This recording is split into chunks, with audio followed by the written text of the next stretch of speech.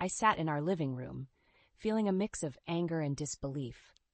Eleanor, my mother-in-law, had just told me over the phone that I wouldn't be joining the family trip. "You'll be staying home because it's not enjoyable when outsiders are around," she said with a tone that stung. As she mentioned something about bringing back souvenirs, her voice dripped with sarcasm. The call ended abruptly, leaving me alone with my thoughts. I looked around, feeling out of place in the house that was supposed to be a temporary refuge. When David and I married, I never imagined that living with his parents would be so challenging. But after our apartment got damaged, his mother, Eleanor, insisted we stay with them. At first, it seemed like a good idea, but I quickly learned that her kindness was a mask for her controlling nature. Every day with Eleanor was a test of patience. She had a way of making me feel small, questioning my every move, from how I cooked to how I cleaned. It was exhausting, trying to live up to her standards, knowing I would never meet them. And David, he just stayed quiet, caught between us. I remember how different things were when David and I first met. We worked together and slowly became friends, and then more. He was different then, more assertive, more present. But living with his parents changed him, or maybe it just showed a side of him I hadn't seen before. I always knew that Eleanor preferred her son over anyone else, but I never thought it would affect me this way. I tried to fit in, to be the daughter-in-law she wanted, but nothing seemed to work. The more I tried, the more she pushed me away. Now, sitting here, feeling like an outsider in what was supposed to be my home, I realized that something had to change. I couldn't keep living like this, always feeling unwanted and unappreciated. As I put away the suitcase I had started to pack for the trip, a sense of determination filled me. Eleanor may have won this round, but I wasn't going to let her dictate my happiness. I had to find a way to stand up for myself, to show that I wasn't just an extension of her family, but a person with my own worth. As I put away my suitcase, I couldn't help but think back to how different life was when David and I first met. We worked at the same company, in different departments, but our paths crossed often. It started with casual conversations by the coffee machine, which turned into lunches, and eventually, dates. David was charming, kind, and he made me laugh. It was easy to fall in love with him. We got married 3 years ago, and at first, our life together was everything I had hoped for. We had our own apartment, and we were building our life together. But then, an unexpected fire in the neighboring unit turned our lives upside down. Our apartment was damaged, and we were suddenly homeless. That's when Eleanor stepped in. "Why don't you two stay at our place?" she had offered. It seemed like a good solution at the time. David was relieved, and honestly, so was I. But I didn't realize the price I'd have to pay for that help. Living with David's parents was challenging from the start. Eleanor had always been polite, but once we moved in, her true colors showed. She criticized how I did the laundry, how I cooked, even how I decorated our room. It felt like she was constantly watching and judging me. David, on the other hand, seemed oblivious to it all. He was happy to be back in his childhood home, and I think part of him enjoyed being taken care of by his mother again. I tried to talk to him about how I felt, but he just didn't see it. "She's just set in her ways," he'd say, or, "You know how moms are." But Eleanor wasn't just any mom. She was a mom who made it clear I wasn't good enough for her son. Despite the tension, I tried to make the best of the situation. I thought that if I could just prove to Eleanor that I was a good wife, a good person, she would accept me. But no matter what I did, it was never enough. Her house, her rules. Looking back, I wonder if I was naive to think I could win her over. Maybe I should have pushed David harder to move out, to find our own place again. But I didn't, and here I was, stuck in a house where I wasn't wanted, preparing to be left behind while they all went on a family trip without me. As I closed the closet door on the suitcase, I realized that this was more than just about a missed trip. It was about finding my place in this family, or maybe realizing that I never would. I needed to figure out what my next move was, for my own sake. Sitting alone in the house, I began to reflect on the escalating tensions with Eleanor. It wasn't just the snide comments or the constant criticism. It was the way she made me feel like I didn't belong in my own home. My efforts to be a good wife and daughter-in-law seemed to vanish into thin air. never enough to please her. I thought back to the countless evenings spent in silence after another of Eleanor's remarks. Sometimes it was about how I arranged the living room or the way I spoke. Other times it was more personal, like questioning my career choices or why David and I hadn't started a family yet. Each comment was a subtle jab, reminding me that I wasn't living up to her standards. David's reaction, or lack thereof, hurt the most. He always seemed to find a middle ground, trying not to upset either of us. But in doing so, he often sided with his mother. I understood his difficult position, but I couldn't help feeling abandoned. "She's just worried about us," he would say, trying to justify her behavior. But it felt like a betrayal every time he failed to stand up for me. I kept myself busy with work and household chores, partly to avoid confrontation and partly to prove my worth. I worked part-time at a local supermarket, a job that Eleanor deemed unambitious. But I liked it. It gave me a sense of independence and a break from the tense atmosphere at home. Yet, no matter how hard I worked or how much I tried to keep the peace, it was never enough for Eleanor.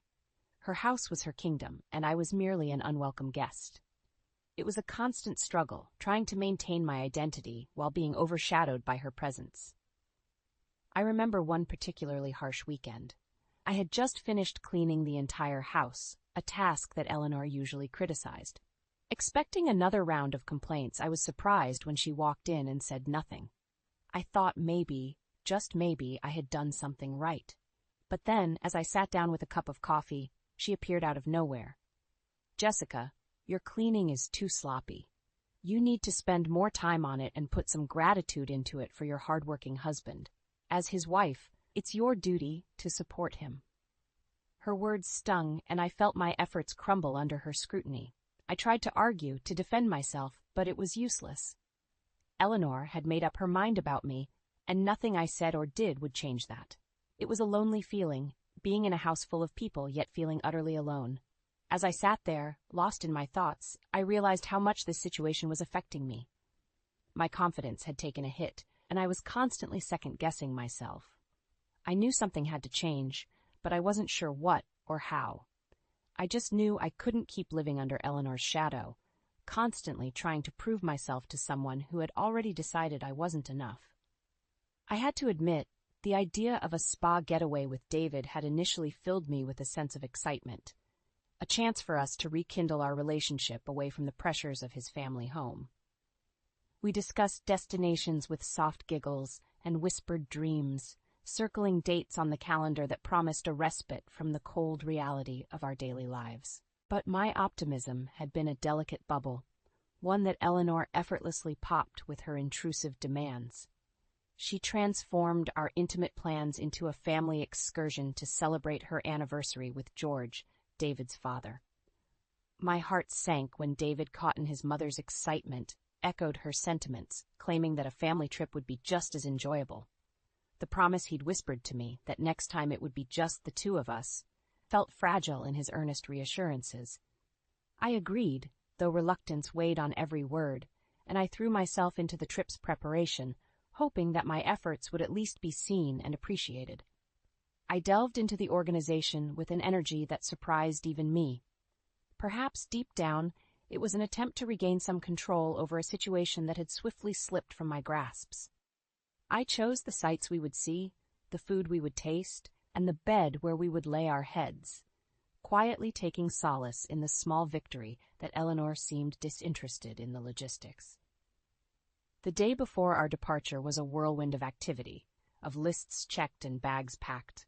It was with weary satisfaction that I finally allowed my head to hit the pillow, mentally reviewing the itinerary one last time before succumbing to sleep. My alarm's call the next morning was a harsh one, screaming at me to rise and face the day.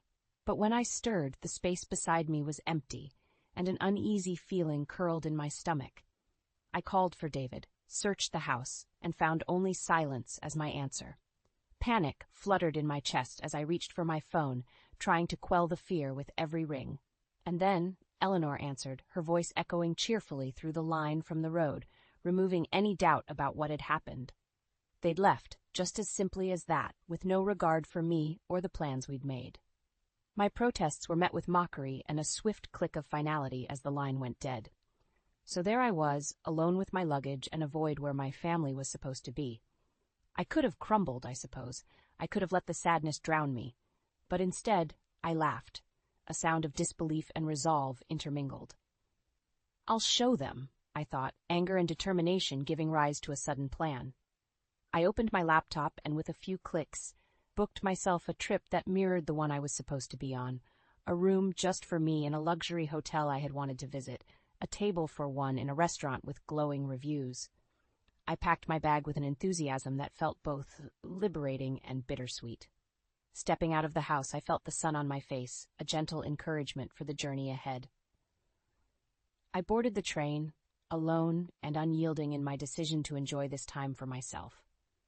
As the landscape whisked by, I could feel the threads of my former life loosening, the hold of Eleanor's world diminishing with every mile. I would find my happiness, with or without their approval. And if by chance I crossed paths with the family I had thought was mine, I would hold my head high. They might have denied me a place in their trip, but they couldn't take away my spirit or my joy.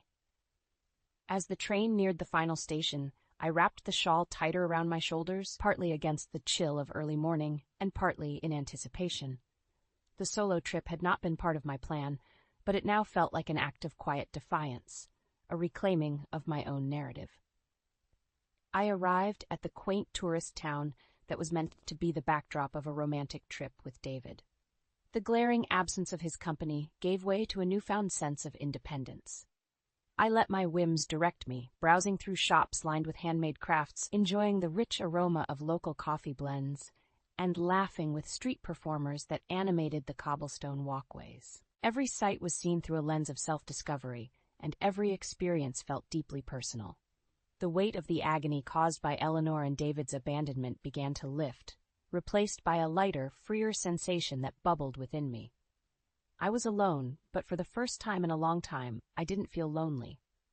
The day waned, and the evening hues painted the sky, signaling it was time to check into the luxurious hotel I had impulsively booked. I had chosen the best, as a treat to myself for enduring the silent battles at home. As I approached the grand facade, a commotion at the entrance caught my attention. There, among the plush velvet and glinting chandeliers, were Eleanor, David, and George, clearly in distress. I tucked myself behind a decorative pillar, curiosity piqued. Eleanor's voice carried across the lobby, tinged with irritation, wondering aloud why they could not secure a room. Clearly, they hadn't managed to find an accommodation after leaving me behind. David spotted me before I could decide what to do. He called out, a mix of astonishment and guilt flashing across his face as he approached. "Jessica, we couldn't check into the room you booked," he stammered, and Eleanor followed, her face tight with barely contained rage. "Of course you couldn't," I replied with a cool tone I barely recognized as my own. The reservation was in my name, and I hadn't checked in. Without my presence, the keys would remain unclaimed, a simple policy, but effective. Their predicament could have been a satisfying sight, but the joy of their discomfort was overshadowed by a sense of sorrow. This trip was a culmination of the disrespect and disregard they'd shown me since moving into their home. Their petty victory in leaving me behind now seemed like a hollow gain. Eleanor's temper flared as David tried futilely to negotiate with the hotel staff. Ultimately, the sight of them being ushered out by security was more pitiful than amusing. Eleanor vowed to find somewhere better, but her words sounded hollow and desperate. I turned from the scene that was once my family drama and approached the check-in counter, ready for a night of solitude in the peace of an elegant room. With my belongings in tow and my head held high, I stepped across the threshold into the next chapter of my life, one filled with possibilities and untouched by Eleanor's shadow. Turning back was not an option, not now, not after all that had transpired. Checking into the hotel felt like stepping into another world, a sanctuary of luxury and tranquility that seemed almost surreal against the rough fabric of recent events. The room I was escorted to boasted grand windows, an opulent bed, and a balcony that offered a breathtaking view of the setting sun. Alone, I unpacked my suitcase, each article of clothing a reminder of the journey I had embarked upon, both physically and emotionally. I decided to explore the hotel, and as I walked through the elegant corridors, I could feel layers of stress peel off with every step. By the time I returned to the grand lobby, I was transformed, no longer the cast-aside wife, but a woman on an adventure of her own making. As I lounged on a plush sofa, savoring my newfound peace, I overheard a hushed conversation that snatched at my attention. A pair of women discussing a harrowing tale about a nearby hotel with a tarnished reputation. They spoke of thefts, strange noises, and an unsolved mystery of a past guest's untimely death. The details sent a chill across my skin, and I couldn't help but wonder if Eleanor, David, and George had stumbled into that very place in their desperate search for a room. Shaking off the unsettling tale, I made my way to dinner, alone yet content. The meal was sumptuous, each bite an indulgence that soothed more than just hunger. I was celebrating not the dissolution of my family ties, but my resilience, my strength to rise from the emotional quagmire that had threatened to ensnare me. Returning to my room, the night embraced me like an old friend, cocooning me in its velvet quiet. As I prepared for bed, my phone lit up, a call from Eleanor. They had found a room, she crowed, reveling in their small triumph. I bit back a warning about the notorious hotel, my instincts urging caution. But her laughter at my concern quickly trampled any goodwill. "Enjoy being regretful," she jeered before the line went dead. I could have persisted, could have tried to save them from potential peril, but my patience was exhausted. Eleanor had made her bed, and now she'd have to lie in it, be it in a haunted hotel or a bed of roses. I turned off my phone, severing the final tether to the chaos of my old life. That night, as I slept in a bed far too large for one person, I dreamed of freedom, a vast open space waiting for me to fill it with new memories, new laughter, free from the binds of family strife. And as the dawn began to breach the night's darkness, I knew that one chapter of my life had ended, and another was ready to begin. Morning light filtered gently through diaphanous curtains. It coaxed me awake with a gentle warmth, a stark contrast to the cold dread that had settled in my heart the night before. As I sat up, the previous evening's encounter with David and his family, and the later ominous phone call, replayed in my mind. After a leisurely breakfast, I ventured out again to savor this precious gift of solitude and exploration.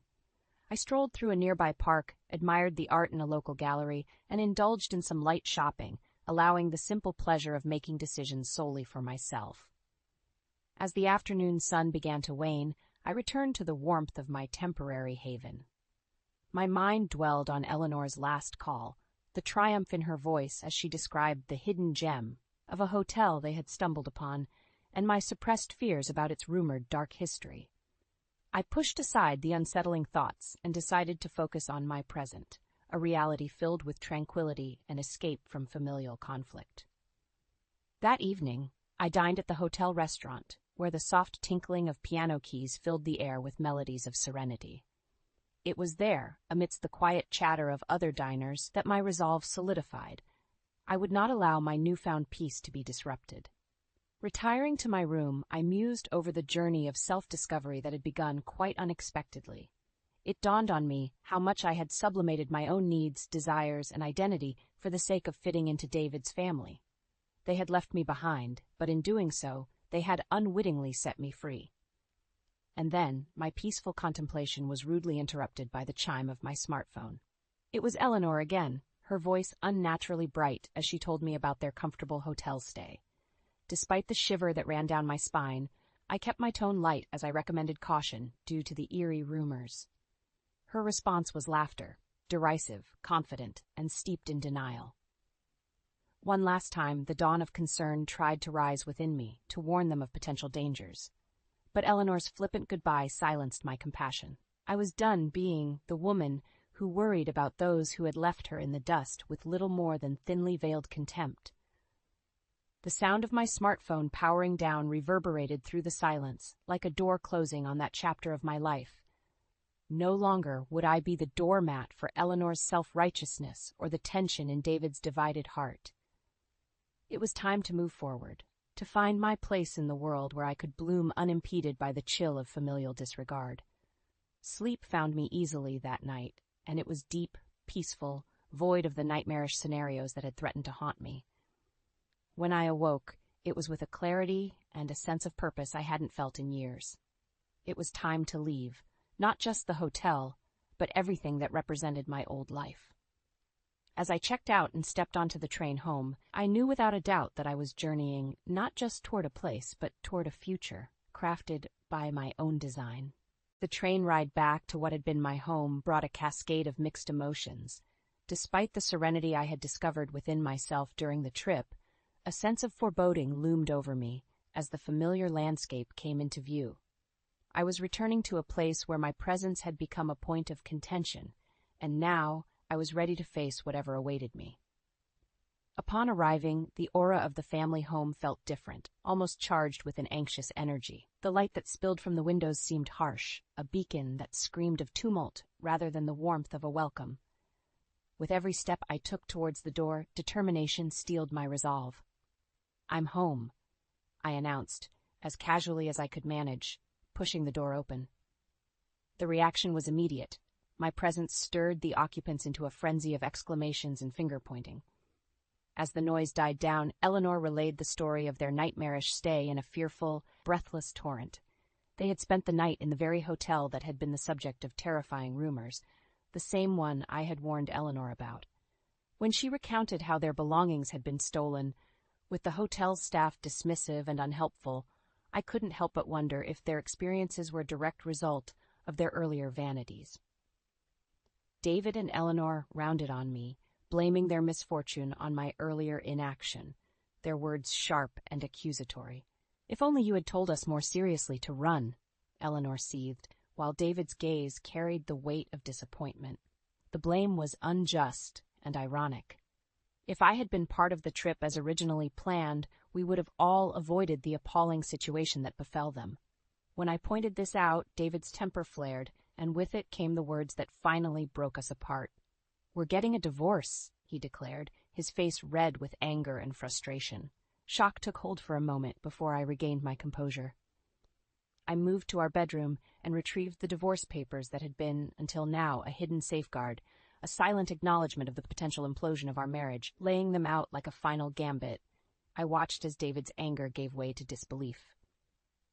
"We'll handle this like adults," I stated, the calm in my voice belying the earthquake that had just shaken my world. David's feet were rooted to the spot, unsure, while Eleanor capered around him, emboldened as ever, pushing her dispirited son to cut ties with me. And so, the life I had known with David and his parents crumbled to dust. Before long, the divorce was final, and the page had turned on a painful chapter that had defined my existence for far too long. In the wake of our separation, Eleanor's glee was short-lived. Word of the events traveled through whispers and gazes within the community, tarnishing her image. No longer was she the matriarch of a revered household. She became a harbinger of discord. I packed my things and left without looking back, my heart an odd mixture of ache and anticipation. I accepted the finality of my departure as the house I had tried in vain to make a home faded into the background of my train window view. For the first time in a long while, I was master of my destiny. With the help of friends, I began rebuilding my life in my hometown, starting anew, free from the clutches of an oppressive family dynamic. I embraced my singlehood, reveling in the quiet freedom it brought, freedom to breathe, to exist, to be me without restriction or disapproval. Back in the town where I grew up, I took up a new job, reconnecting with parts of myself that had been long buried beneath the role I had played as David's wife. I was rediscovering who I was, reclaiming the pieces of my identity that had been chipped away by years of servitude to someone else's happiness. For now, marriage was a closed book, set upon a high shelf to be perhaps revisited in the far future. But in the present moment I was content.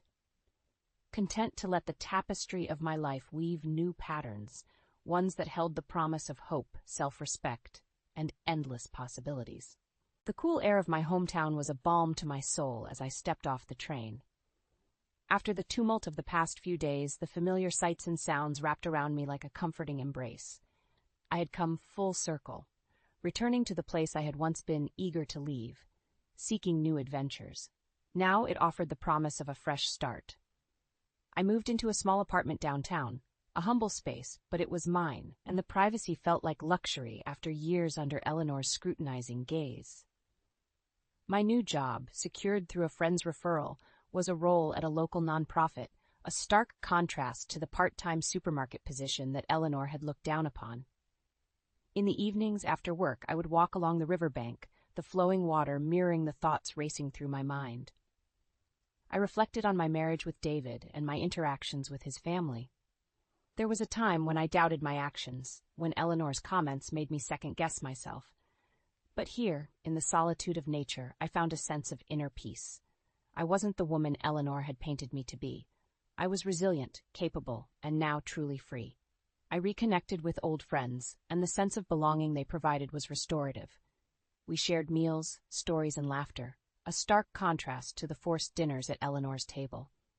With each passing day, the hurt diminished, and in its place grew a newfound sense of self-confidence. As weeks turned into months, the pieces of my new life fell into place.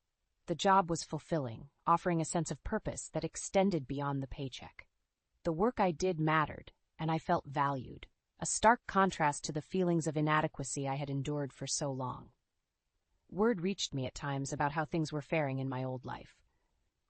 David, who had been so determined in his decision to divorce, seemed lost without the woman he had once deemed unworthy. Eleanor's reputation had suffered greatly, and her social circle had dwindled. The schadenfreude I expected it to feel never materialized. Instead, I felt a profound sense of relief that I was no longer entwined in their narrative. My evenings were spent on hobbies that had been neglected, reading books, painting, and attending local theater productions. I dove into these activities with gusto, savoring the joy they brought with a childlike delight I hadn't felt in years. Eventually, the inquiries came. Well-meaning friends and family nudged me towards the dating scene, but I was content to remain single. The scars of my marriage and subsequent divorce had healed, but they had taught me invaluable lessons about love, respect, and most importantly, the strength of my own spirit. So, as I closed the door on the past and looked to the future, I did so with a heart full of hope. The road ahead was unpaved and uncertain, but it was mine to traverse, laden with opportunities yet to be discovered, dreams yet to be fulfilled, and a chance at happiness that was entirely my own. I allowed myself one last look back, not in regret but in acknowledgement of all I had overcome. Then I turned away, striding confidently towards whatever tomorrow would bring, knowing that whatever it was, with my resilient heart and my unyielding will, was ready to meet it head-on.